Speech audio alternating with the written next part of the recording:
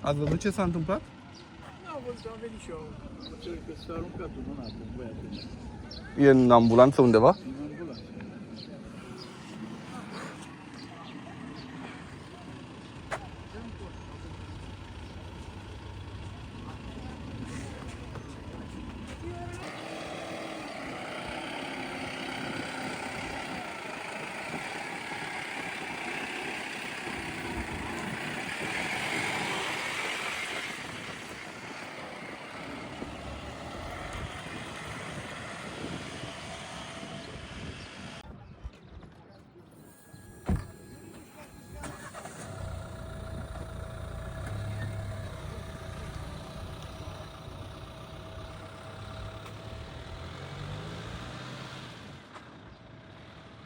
Ați văzut ce s-a întâmplat aici?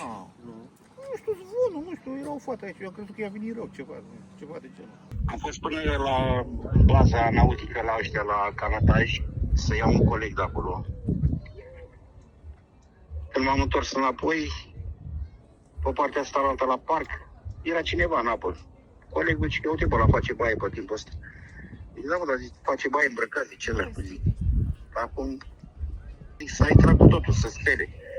Un om al străzii, de astea, știi? Și Da.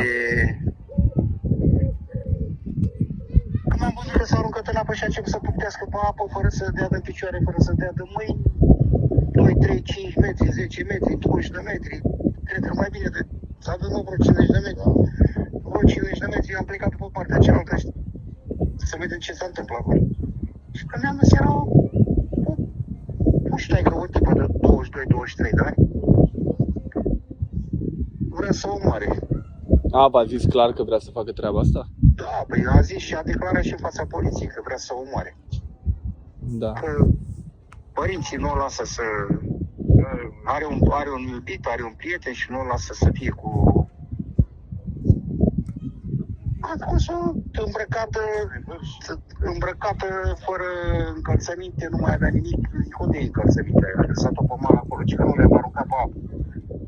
Vezi că le-a aruncat pe apă înainte să arunce ea în apă. A intrat așa lent, ușor, nu lăsa nicio impresie că ar vrea să o omoare, știi? Da? Oare era băut, aveți idee? A zis că a băut 2 beri.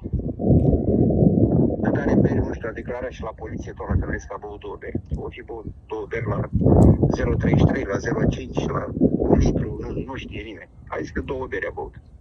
Am înțeles. Au mai fost cazuri de genul ăsta de la începutul anului despre care să știți? Nu, anul ăsta nu.